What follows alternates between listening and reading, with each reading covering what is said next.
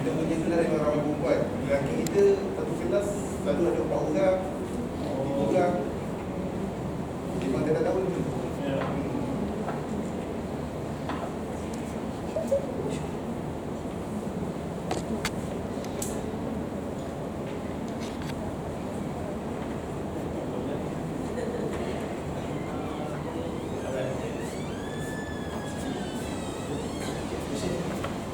Assalamualaikum. Apa khabar, semua sihat? Alhamdulillah.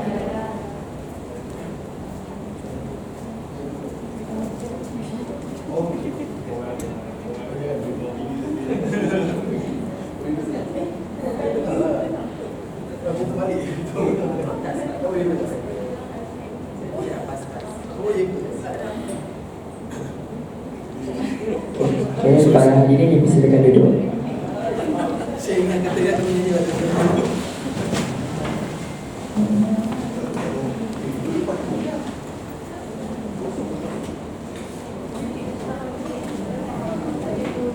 Bismillahirrahmanirrahim. Assalamualaikum warahmatullahi wabarakatuh. Adat kita menyambut tetamu, salam dihulur, mesra bertamu. Hampakan tikar, lebarkan pintu, pemalis bicara, aluan didahulu. Yang berhormat, ahli panel jabatan majlis bicara, kesan dan cabaran industri pelancongan pasca COVID-19. Ahli jabatan panel yang pertama ialah Encik Zikrul Hakim Musa daripada COD Venture. Beliau merupakan lulusan graphic designer dan beliau mempunyai pengalaman daripada tahun 2009 sehingga 2014.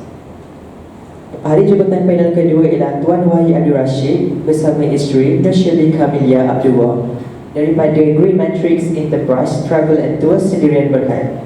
Beliau mempunyai pengalaman selama 14 tahun dan merupakan lulusan Master Environmental Science. Dan jabatan panel yang kita yang ketiga ialah Nora Shihab binti Muhammad Nordin daripada owner and outdoor event and adventure. Beliau merupakan lulusan daripada Universiti Malaya daripada Biochemical dan beliau telah beroperasi selama 5 tahun. Yang dihormati Cik Akidatul Rafiqah Diana binti Wan Bakar selaku Ketua Jabatan Hospitality, pensyarah-pensyarah pelancongan dan pelajar yang dikasihi sekalian. Saya Nur Diana Karmila binti Samsudin. Saya Muhammad Hazim bin Pak Johan. Baiklah, kita mulakan majlis pada hari ini dengan bacaan doa yang diketuai oleh Saudara Muhammad Fitri bin Jamsari. Kita silakan.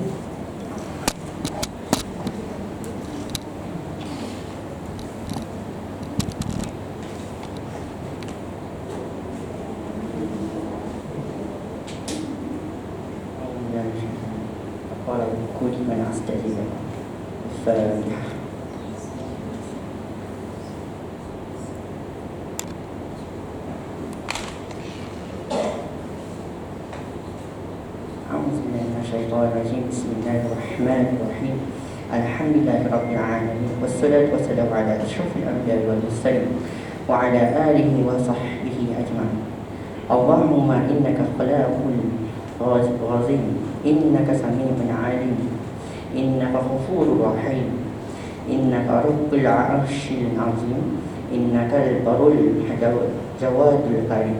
Ya Allah, Engkaulah yang mempunyai segala kepujian, Engkaulah yang berhak menerima segala kepujian, Engkaulah yang berhak menerima segala kesyukuran, Engkaulah yang memiliki segala pemerintahan. Di tangan Engkau segala kebajikan, kepada Engkau kembali segala urusan. Allahumma ya Karim ya Rahim, curahlah rahmat dan rahim-Mu ke atas majlis kesan dan cabang industri nasional pasca COVID-19 kami yang diadakan pada hari ini. Berkatilah dia dari awal hingga akhirnya. Ya fa'alu lima yurid. Kami juga mohon perlindungan daripada-Mu dari segala perkara yang boleh mencacat celakan majlis kami dan daripada segala perkara yang melalaikan kami dari berbuat taat kepada-Mu. Kepadamu juga kami serah segala urusan kami. Rabbana alai tawakkalna wa ilaika anabna wa ikal masir. Rabbana atina fid dunya hasanatan wa fil akhirati hasanah wa qina azabannar. Wa sallallahu ala Muhammadin wa ala alihi wa sahbihi wasallam. Walhamdulillahi rabbil alamin.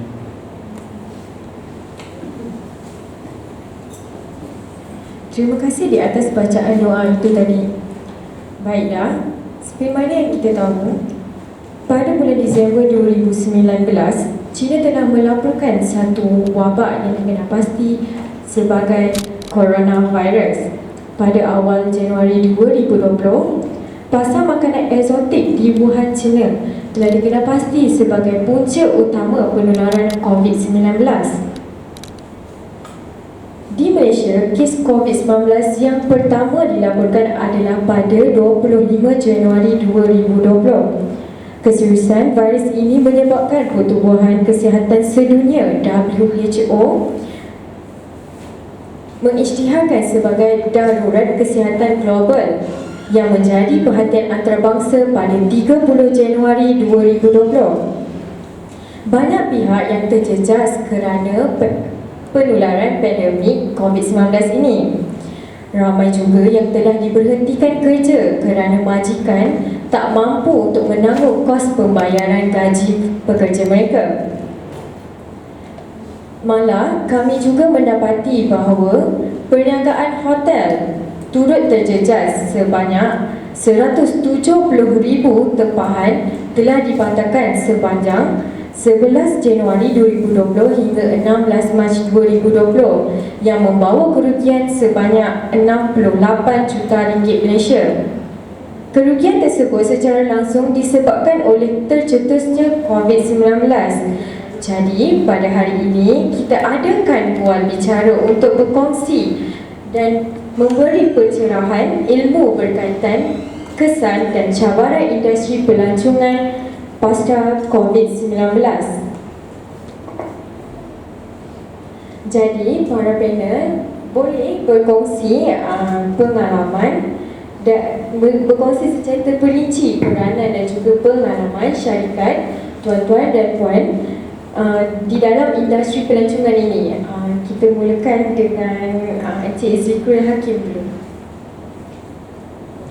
Okey, terima kasih kepada panel dan moderator dari sekolah College Vocational. Saya ingat nama, minta maaf tadi. Okey, Assalamualaikum, selamat pagi kepada semua pelajar-pelajar College Vocational bahagian pelancongan. Okey, Alhamdulillah Terima kasih sekali lagi kerana sudi menjemput saya sebagai panel ataupun penceramah bagi saya punya industri dalam bidang pelancongan.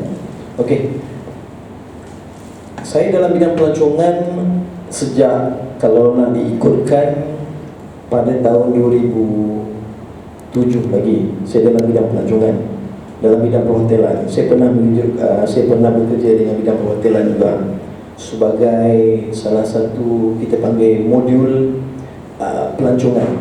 Bahagian saya agak pelik sikit. Saya membina satu modul dalam industri perhotelan. Okey, industri perhotelan, dan secara tak langsung saya mengetahui tentang selok-belok perhotelan, apa itu F&B dan apa itu housekeeping, apa itu front office, dan semua sekali saya tahu sedikit, cuma tak menyeluruh. Okey, dan kemudian saya berkecimpung ataupun bekerjasama dengan satu jabatan lain, iaitu jabatan dalam bidang training. Ini latihan, training, team building. Okey, dalam bidang outdoor rekreasi, team building yang ada hubung kait juga dengan bidang pelancongan. Dan pada 2018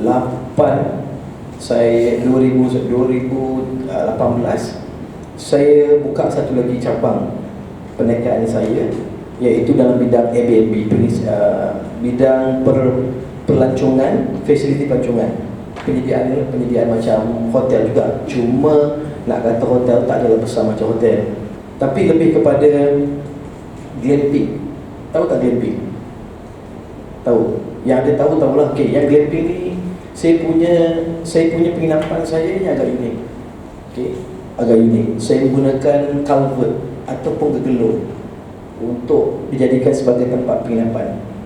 Okey, agak unik sikit tu. Kemudian saya ada backpackers dormitories saya sendiri, iaitu untuk yang mana-mana foreigner ataupun pelancong luar atau pelancong dalam domestik sekali yang minat yang minat untuk menginap dalam dormitories pun ada juga. Dan satu lagi dalam glamping, dalam satu bentuk A-frame besar yang boleh duduk, boleh muatkan sampai 3-4 orang pun ada juga. Okey, itu antara pengalaman saya. Tapi saya sebenarnya asal saya adalah bidang graphic designer. Graphic designer agak lari jauh. Okey, saya belajar saya study di Lincoln Wing University. Masa tu bukan universiti, masa tu college Lincoln Wing di Kelana Jaya sebagai graphic designer. Saya bekerja di KL, tapi saya tak mampu untuk menahan mental, saya tak cukup kuat untuk kerja di KL. Jadi saya move. Saya rasa dunia saya adalah dunia pada rekreasi. Okey, dan pada waktu masa saya belajar juga, saya dah ambil jurusan rekreasi. Okey, di ILKBN. Masa tu IKBN. Okey, bukan ILKBN, masa tu IKBN, untuk ambil kursus rekreasi TOT. Dan saya pernah berkayak daripada sini ke Pulau Rupak Indonesia. Semua saya dah pernah buat untuk aktiviti outdoor. Jadi saya suka pada dunia rekreasi sebenarnya. Hidup saya dunia rekreasi outdoor. Dan pada masa sama, waktu tu outdoor masih belum cukup berkembang lagi. Dan saya bekerja di hotel macam saya kata tadi. Saya duduk dalam bidang training, belajar tentang training, pembinaan modul bersama dengan beberapa penceramah yang terkenal dekat Malaysia ni. Jadi dekat situ saya tahu ke mana hal tuju saya. Dan sampai sekarang saya masih ada syarikat dalam bidang training.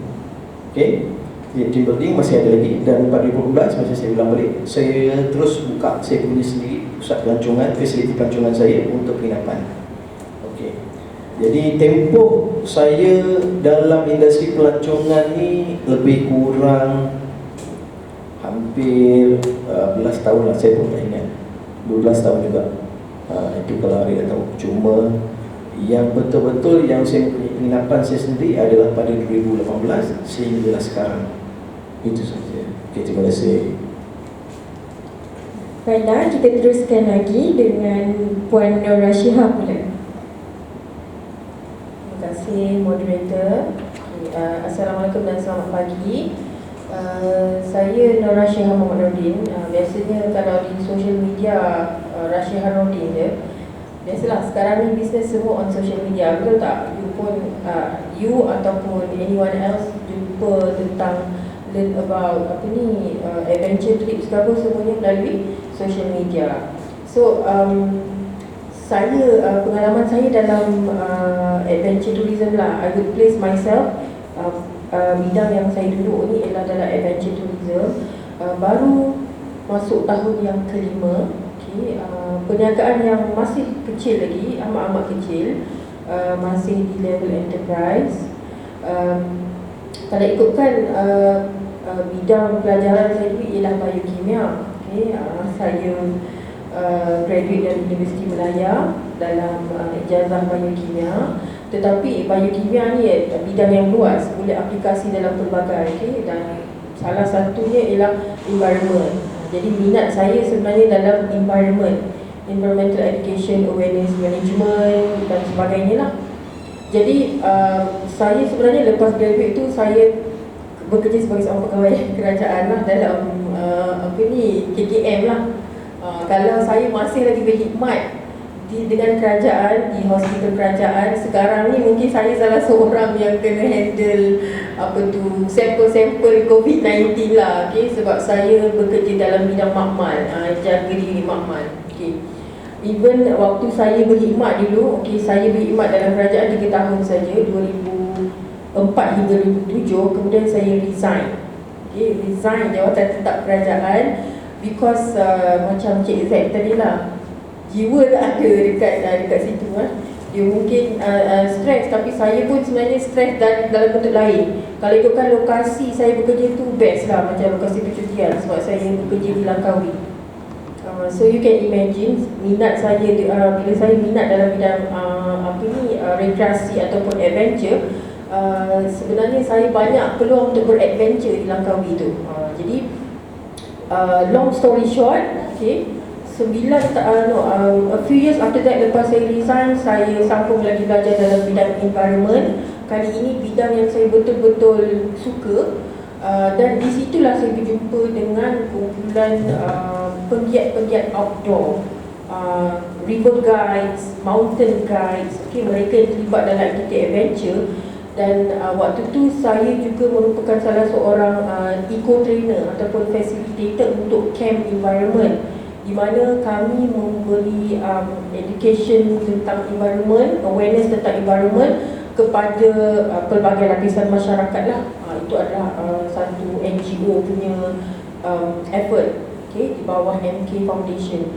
So dari situ saya bertemu dengan rakan-rakan adventure yang ada dalam industri adventure yang lain, dan saya terus minat, and I was asking myself, how do I do this every day, always, without keluar duit, okay?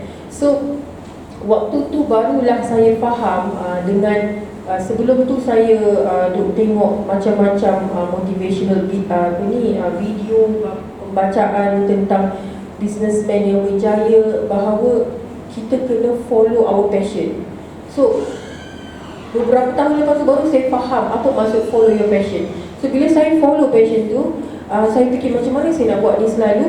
Maka cut story short lagi, terbentuklah bisnes saya sekarang ni, Rashiha Rodia Resources. Saya namakan bawah nama saya, tapi lebih dikenali di social media dengan nama RNR Adventures.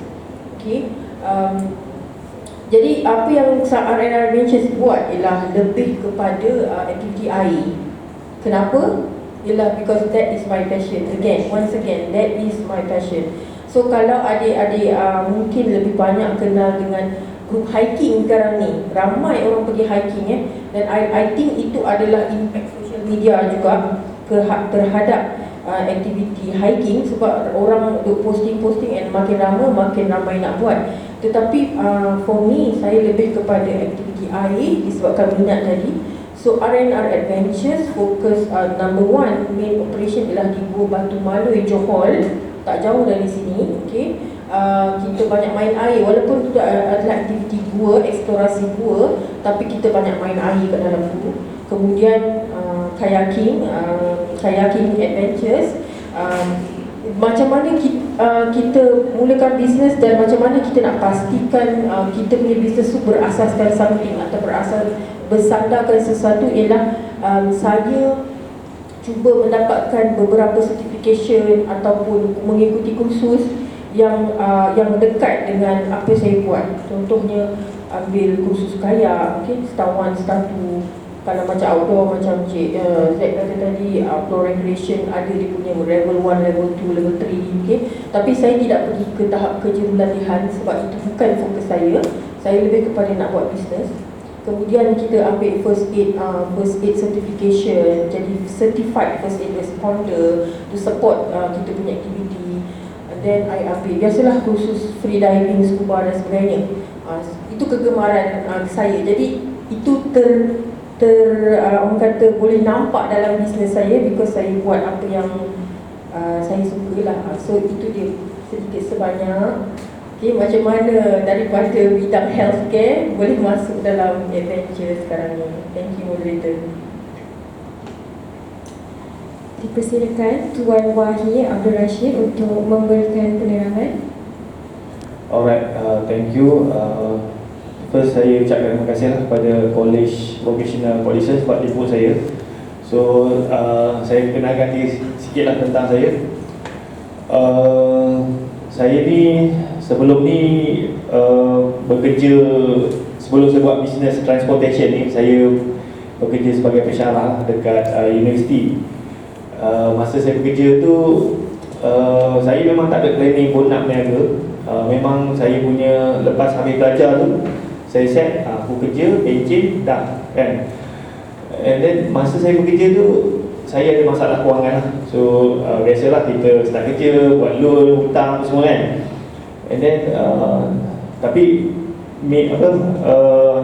nak buka bisnes tu belum terbuka lagi lah. And then masa saya bekerja, saya ada student. Saya mengajar dekat Universiti Putra Malaysia Campus B dulu. So student saya ni dia ada diploma, ada yang degree. So saya ada student lah, saya kena supervise dia untuk buat thesis. So bila dia datang bilik, kita bincang-bincang pasal thesis apa semua. Dan dia cakap, Cik Wahid boleh tak pinjam kereta? So macam dekat tempat saya tu, student dia kalau nak keluar tu sama ada dia naik bas, naik taksi ataupun dia kalau ada motor dia boleh keluar lah. Tapi macam student dia memang tak ada motor. Kalau macam bas tu susah, taksi mahal apa semua. So apa yang dia buat adalah dia macam pau saya lah kan, Cik Wahid pinjam kereta. So saya pun bagi pinjam kereta. And then lama-lama dia orang ni selalu juga dia orang pinjam kereta kan. And then saya cakap saya dah ada masalah kewangan masa tu, hutang. Saya cakap why not aku buat servis kereta sewa. So kat situ lah bermulanya saya start bisnes kereta sewa. Saya start tahun 2006. So kita beli kereta 2 biji, kereta second hand lah, kancil 2 biji, modal RM3,000. And then saya sewakan dekat student lah. So saya sewa masa tu 1 jam RM5, 1 hari RM50. So budak-budak ni, student-student ni dia saya masa tu 2006 Facebook tak ada lagi. So saya punya marketing tu saya just buat poster kereta sewa, nombor telefon saya tampal dekat asrama, dekat kapal kenyataan. So budak-budak ni dia nampak, dia mesej lah. Masa tu WhatsApp tak ada lagi. Dia mesej nak sewa kereta apa semua. So saya bagi sewa. So saya punya impian tu masa tu tak besar. Saya just nak RM300 je sebulan nak beli barang dapur. Sebab duit gaji saya tu masa tu dah bayar kereta, bayar motor, bayar segala apa semua memang dah gone. Dapat gaji 2 minggu dah habis duit. So kena tunggu lagi 2 minggu. And then bila saya buat bisnes sewa tu saya nak RM300 je sebulan. So alhamdulillah daripada kereta sewa tu dapatlah duit RM300. And then lama-lama customer saya makin banyak. And then saya start sewa kereta orang. Saya pergi ambil kereta kawan-kawan saya pergi ambil kereta toki Cina mana-mana, saya sewakan lah. So dekat situlah saya punya income tu bertambah. And then sampai satu tahap saya punya income kereta sewa tu sama dengan gaji. Okay. So dekat situlah gaji tu saya settlekan hutang apa semua. And then start 2007 saya start sewakan kereta dekat orang awam. Masa mula-mula tu saya sewa dekat student dengan staff dekat universiti lah. 2007 saya start sewa kereta dekat orang awam. Lepas tu daripada orang awam tu saya start sewa kereta dekat corporate. Alright. So daripada situ kereta 2 biji jadi 10 biji, 20 biji, sampailah tahun 2010 saya dah ada 70 biji kereta. 70 biji kereta. Okay. And then lama-lama customer saya makin banyak. And then macam Wahid, aku nak pergi, saya hanya operate dekat Bintulu je tak masa tu. So dia kata, Wahid, aku nak pergi Bintulu, aku nak pergi Miri, aku nak pergi Kuching, aku nak pergi KL, boleh tak tolong provide service kereta sewa? So dekat situlah saya start expand business tu. Cuma saya tak pergi keluar modal. Saya cakap, siapa nak jadi saya punya partner, saya ajar dia guna saya punya sistem, guna saya punya brand, and then dia boleh run business. So dekat situlah saya expand business through licensing. Dia macam franchise lah. So dalam masa setahun saya buat tu, saya buka 9 cawangan.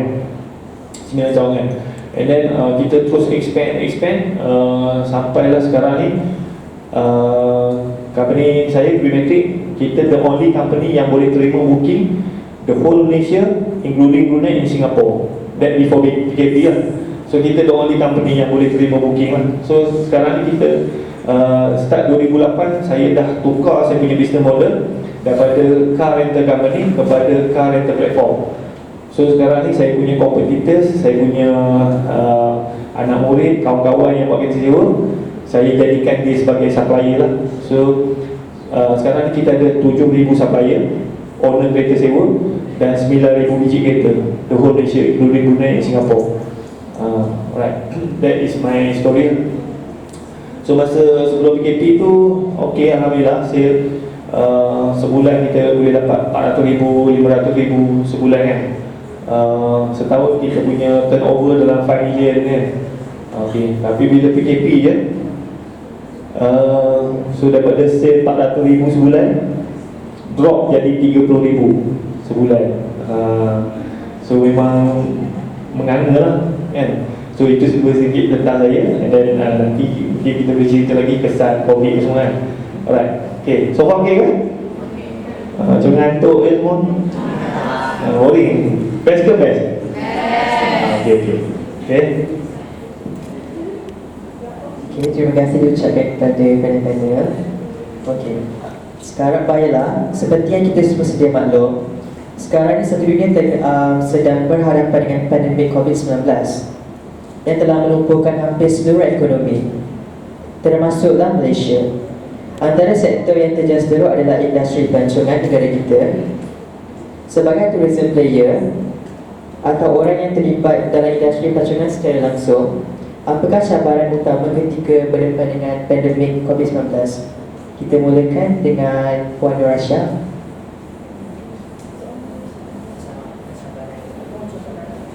Cabaran dalam berdepan. Okay. Terima kasih moderator. Macam yang Cik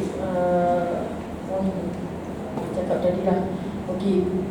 Kita dalam industri tourism ni memang yang first terkesan dan last akan pulih. Itu yang saya banyak dengar bila COVID-19 dilakukan.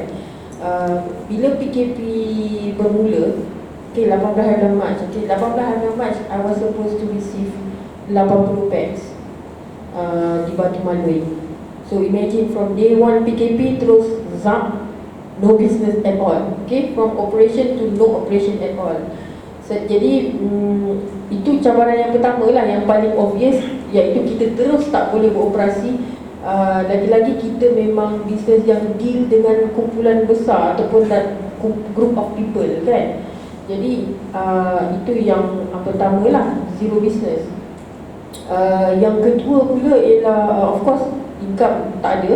Tetapi disebabkan R&R Adventures ni adalah entiti yang sangat kecil, okay? Kami belum ada premise sendiri. Saya pun beroperasi dengan 100% freelance staff. Jadi impact dari segi kewangan dekat saya tu taklah seteruk mungkin pemilik perniagaan yang besar-besar yang mana dia ada overhead, dia ada banyak kos lain yang dia kena tanggung secara bulanan. Tetapi bila kita tak boleh beroperasi tu, dengan freelance staff kita semua tak dapat ni lah, tak ada income dan ditanya apa tadi, cabaran kan? Okay. Should I jawab sekali how I menghadapi cabaran tu atau you ada next question? Okay. So itulah cabaran yang paling obvious dan utama, memang totally no operation at all lah. Seterusnya, dipersilakan Cik Zikri Musa untuk memberikan sepatah kata tentang cabaran yang dihadapi. Okey, cabaran sebenarnya banyak. Bayangkanlah cabaran saya ke rumah selama 3 bulan PKP, tak pernah berkebun. Pernah tengok? Berkebun sampai aku saya tanam biji durian. Saya tengok hari ni 50 polybag durian. Yang mana follow Facebook saya mungkin tahu lah, saya tahu lah. Saya letak kat situ.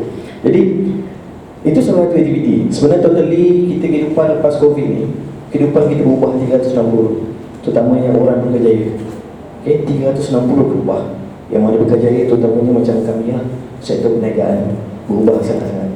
Jadi cabaran saya dalam bidang pelancongan sebenarnya agak kuat struggle lah, sedikit struggle.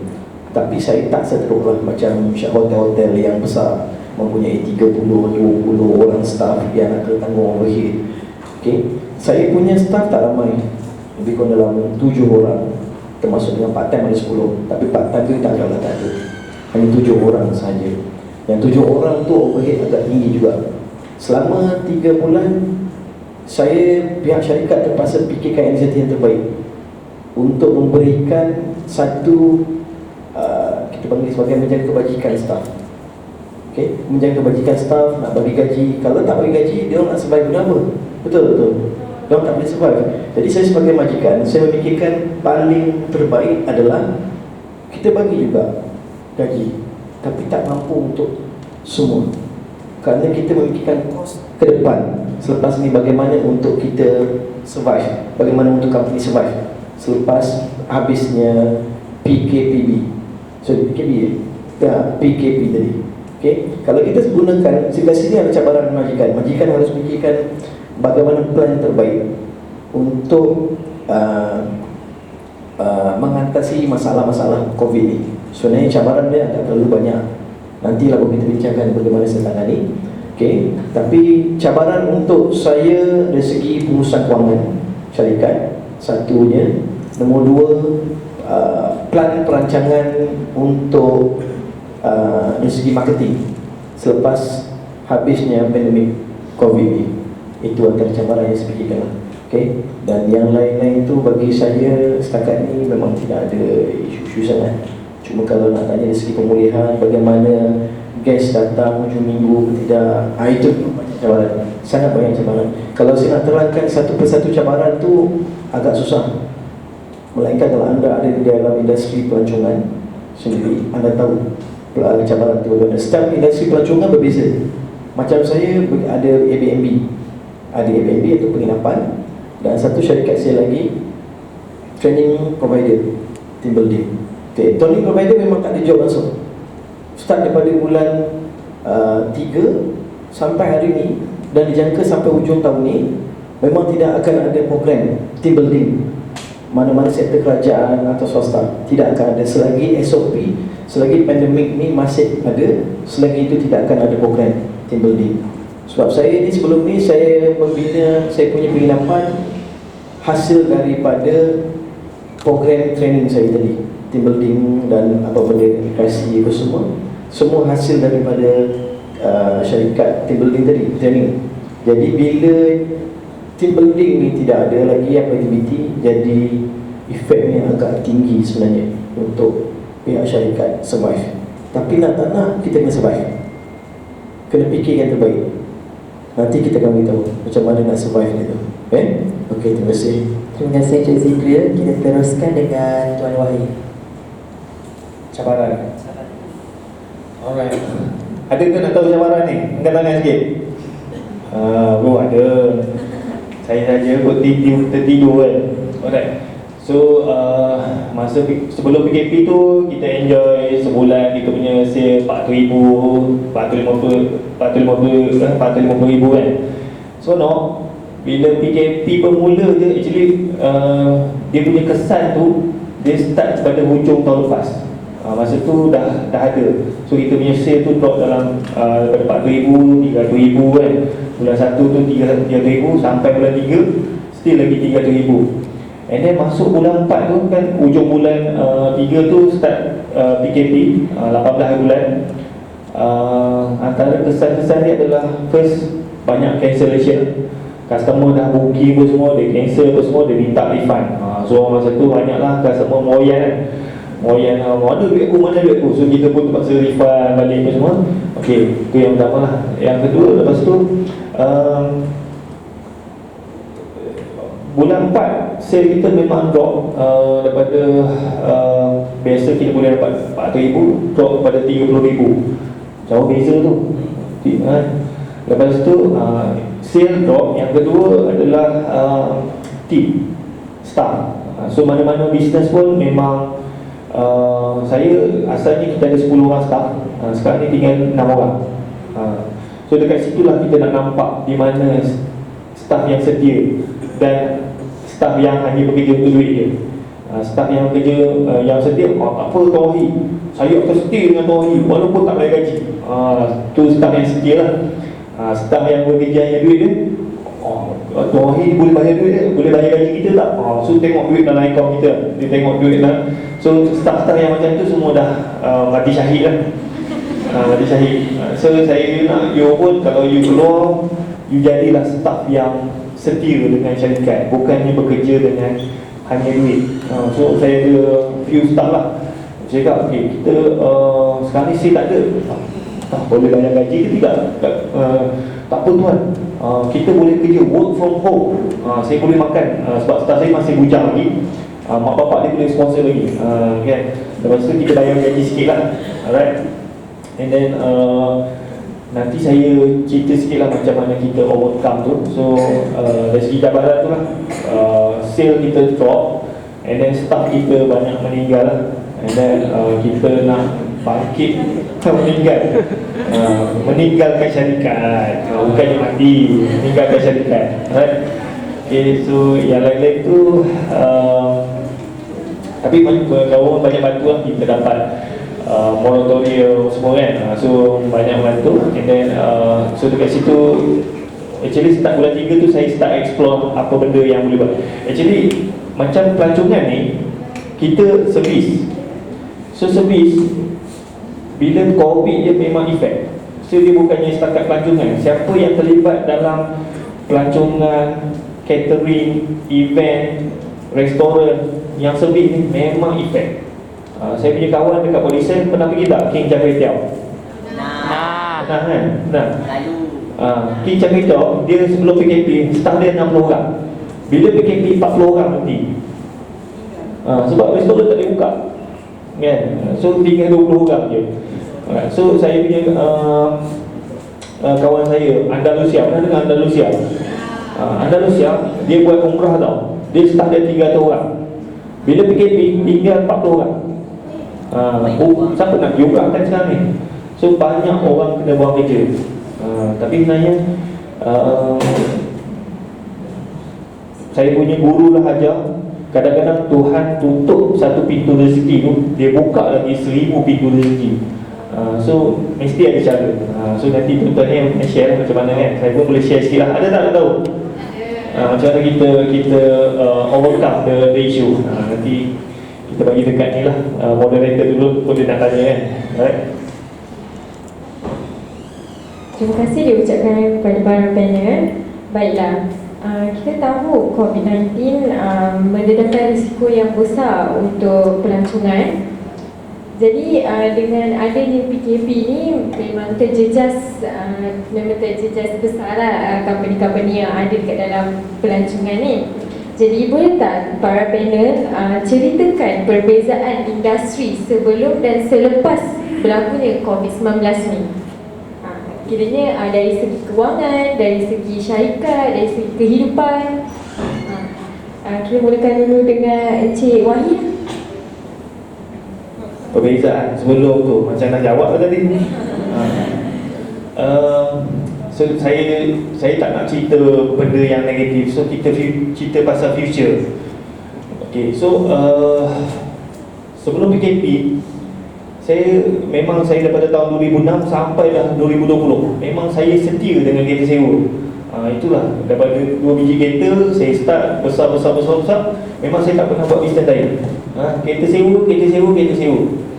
And then bila PKP kau nak cerita profesi kereta sewa, memang orang tak boleh nak sewa kereta, orang tak boleh nak keluar.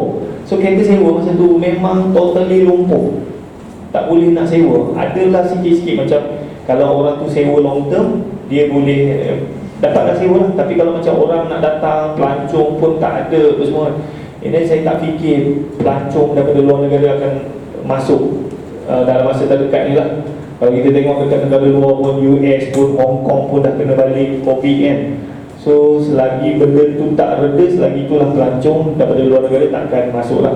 And then sekarang kita bergantung kepada domestic market. And then saya nampak domestic market, macam company saya Grimetric, kita tak fokus sangat kepada domestic market, pelancong-pelancong dalam. Sebab satu, macam kereta sewa ni competition dia tinggi, dia red ocean, ada beribu company car rental dekat luar sana. So and then macam dulu kek tu besar, kita boleh ada pelancong dalam Malaysia, ada pelancong daripada luar negara, corporate, government kan. Sekarang ni kek tu dah kecil, so kita terpaksa berebut kek yang kecil so macam company saya, first masa PKP tu saya terpaksa offer discount, so kita discount 20% kan. Then adalah order semua, sebab domestic market ni dia punya kuasa membeli tu dia tak besar Kalau macam Mak Saleh, kalau kita sewa kereta Azia 120, orang Malaysia dah cakap mahal. Orang foreigner ni, pelancong ni very cheap, very cheap, murah.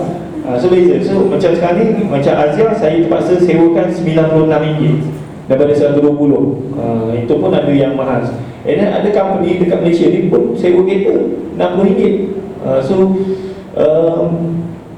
dia punya efek dia lah. Dulu kita boleh sewa 120, sekarang ni competition tinggi, and then terpaksa turunkan harga. And then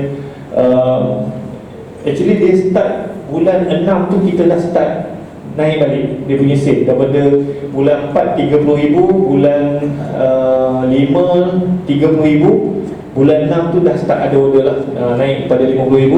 Bulan ni pun dah pergi ke RM6,000, tapi masih lagi tak strong lah, sebab kita terpaksa sewa murah-murah asalkan jalan. Okay, alright. And then masa saya pun fikir apa benda aku nak buat lagi kan, nak sewa kereta dah tak boleh. And then masa bulan 3 tu saya start, macam cakap tu tengah lah, saya nampak siapa yang terlibat dalam servis.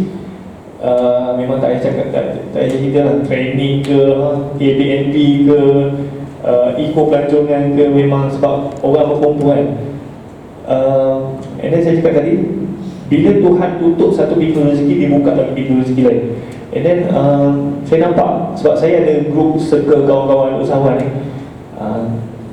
ada satu bisnes yang tengah growing. Ada tak tahu? Angkat sikit. So bisnes makanan, bisnes online. So saya tengok kawan-kawan saya yang jual makanan kan, daripada sale dia RM100,000, RM200,000 sebulan, naik RM1 juta, RM2 juta sebulan. Sebab orang duduk kat rumah, orang nak beli online. So saya nampak benda tu, and then saya pun start move, buat bisnes online. Kita jual produk, tapi saya tak buat produk, saya pergi ambil produk orang, aku tolong jualkan. Mula-mula kita buat dropship, lepas tu lama-lama masa PKP tu dia ada masalah. Satu, banyak kilang kena tutup, so supplier tak boleh nak supply apa semua. Lepas tu masalah courier, kan biasa kita tengok dekat pos laju, barang 3 minggu, 4 minggu tak sampai kan. So dropship masa tu tak boleh nak jalan, sebab dropship ni dia hanya promote supplier pos kan. Okay, so apa yang saya buat adalah saya actually dekat luar sana, rupa-rupanya saya tak pernah jual produk tau. Rupa-rupanya ada banyak produk yang bagus yang tak boleh nak dikomersialkan, yang tak boleh nak jual. So ada seorang kawan sini, dia ada produk, dia datang, Wahid, aku ada produk ni, tolong jual. And then apa yang saya buat adalah saya bina structure stockist agent. Okay, so saya jual produk daripada kereta sewa, aku jual rendang sekarang ni, rendang daging. So alhamdulillah daripada situ, and then kita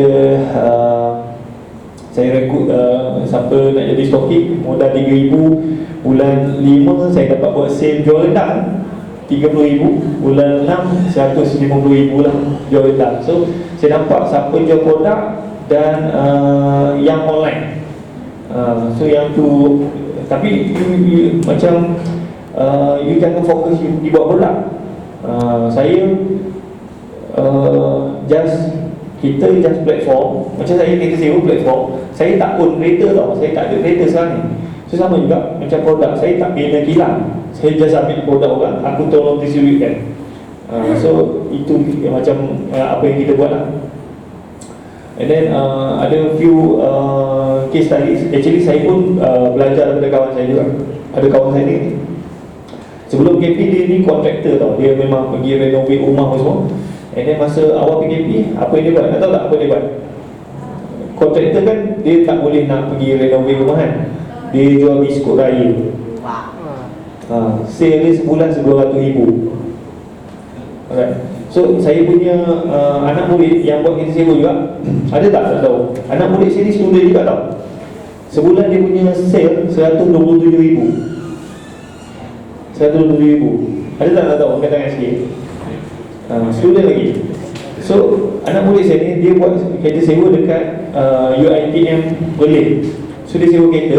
So sale dia masa tu dalam RM15,000. Bila PKP dia tak boleh nak sewa kereta. So apa yang dia buat adalah tapi dia dah ada database customer tu. Ada seorang hamba Allah ni, dia bagi satu produk makanan peyek pun, peyek kan. So dia pun jadi agent kepada peyek ni. So bulan pertama dia dapat buat sale dalam RM4,000.